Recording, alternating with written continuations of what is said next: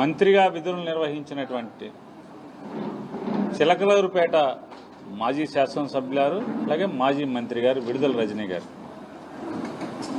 ప్రజా జీవితంలో నిత్యం ప్రజల మధ్య ఉండేటువంటి దినచర్యలో భాగంగా ఇవాళ తన నియోజకవర్గంలో ఒక గ్రామంలో పరామర్శకి వెళ్ళిన నేపథ్యంలో పరామర్శ చూసుకుని ఆవిడ తిరిగి కారు ఎక్కుతుంటే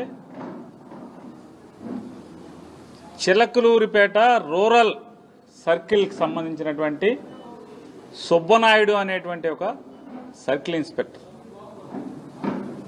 మొత్తం పాత్రికేయ మిత్రులు కానీ సభ్య సమాజం కానీ అందరం కూడా మన కళ్ళతో మనం చూసాం. ఇదేమీ విడుదల రజనీ గారో లేదా పేరుని నానినో లేకపోతే అప్పిరెడ్డి గారో అల్లిన కథ కాదు. ఇది కళ్ళకి కట్టినట్టుగా అందరం కూడా ఆ వీడియోలు చూసాం. అంటే ఒక ప్రజా జీవితంలో ఒక ఉన్నత స్థానం, ఒక ఉన్నత బాధ్యతలు నిర్వర్తించినటువంటి ఒక వ్యక్తిని తన కారు ఎక్కుతుంటే ఏ రకంగా కనీసం నాలాంటి మగోడు ఎవడన్నా అయితే పోన్లే ఆడ మదం చూపించుకుంటాకి మమ్మల్ని తోసాడులే అనుకుని సరిపెట్టుకోవచ్చు. కానీ సభ్యత సంస్కారం మర్చిపోయి, చట్టం మర్చిపోయి ఒక మహిళ పట్ల ఏ రకంగా దురుసుగా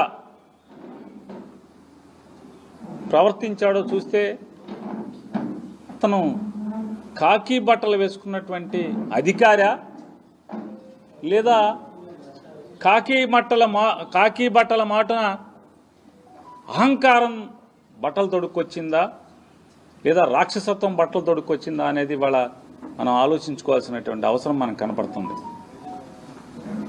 అంటే ఆయన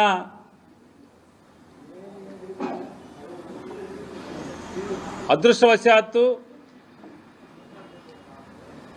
ఒక సర్కిల్ ఇన్స్పెక్టర్ అనేటువంటి ఒక ఉద్యోగంలో ఉన్నాననేటువంటి అహంకారంతో చట్టాన్ని మీరి ఎవరినైనా, చట్టం ఏం చెప్తుంది, ఎవరినైనా మీరు ఎటువంటి నేరంలో అయినా అరెస్టు చేయదలుచుకుంటే ఖచ్చితంగా అయితే ఎఫ్ఐఆర్ చూపించాలి లేదా నోటీస్ ఇవ్వాలి. ఎటువంటి కాగితం చూపించడు, ఎటువంటి కారణం చెప్పడు. నా ఇష్టం, నేను అరెస్టు చేస్తా, ఎవడ ఆపుతాడు, అవసరమైతే నీ మీద అసాల్ట్ కేసు పెడతా. మీరు విన్నారు, అవసరమైతే అసాల్ట్ కేసు పెడతా అంట రజనీమ్మ గారి మీద. అంటే ఆవిడ కారులో ఆవిడ కూర్చుని ఉంటే ఆ డోరు లాగి ఆవిడ్ని బయటికి లాగుతాడు. మహిళ అనేటువంటి విచక్షణ లేకుండా ఎలా పడితే అలా ప్రవర్తిస్తాడు, మీదకు వస్తాడు. మన ఇంట్లో ఆడవాళ్ళు లేరా? ఇంట్లో తాడి కట్టిన వాళ్ళు లేదా? జన్మనిచ్చిన వాళ్ళు లేదా? తోడబుట్టిన వాళ్ళు లేరా?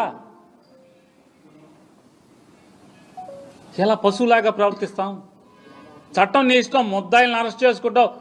ఒక శ్రీకాంత్ రెడ్డిని కాకపోతే మా పార్టీలో ఉన్న లక్షల మందిని వేసుకుంటారు, మేము రెడీగా ఉన్నామని చెప్తున్నాం కదా సంవత్సరం నుంచి.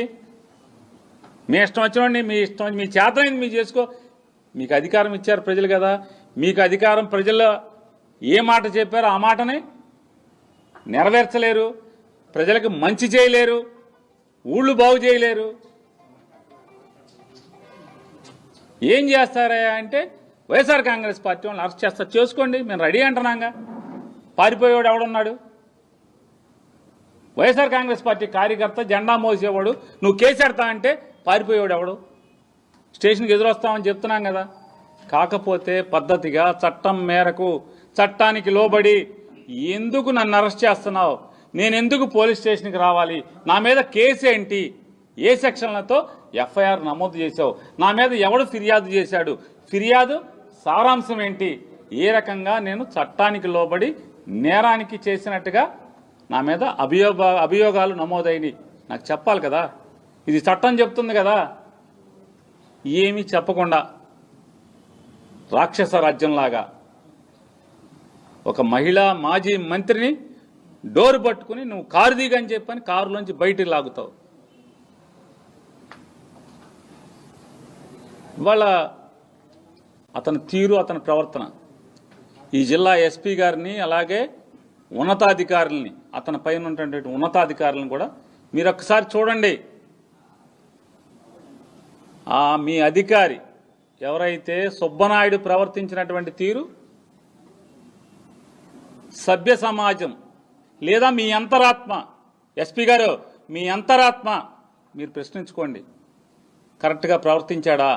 ఒక మహిళ పట్ల ప్రవర్తించే తీరాది మీ ఇష్టం. మీరు ఎవరిని కావాలంటే వాళ్ళని మీ ఇష్టం వచ్చిన కేసులు కడుతున్నారు, లోపల వేసుకుంటున్నారు కదా, అందరం సిద్ధమే అంటున్నాం కదా. దడిచేది ఎవడున్నాడు? పోకోడ మీద అప్పటికప్పుడు 10 ఏళ్ల క్రితం, 15 ఏళ్ల క్రితం, 5 ఏళ్ల క్రితం, 7 ఏళ్ల క్రితం జరిగిన సంఘటనలుగా చెబుతూ కథలల్లుతూ ఎఫ్ఐఆర్లు రాస్తున్నారు కదా. అరెస్ట్ చేస్తున్నాం, జైలుకి వెళ్తాం, బెయిల్కి తెచ్చుకుంటున్నాం, బయటకు వస్తున్నాం, మళ్ళీ మా పని మేము చేసుకుంటున్నాం కదా, మా జెండా మేము మోస్తున్నాం కదా.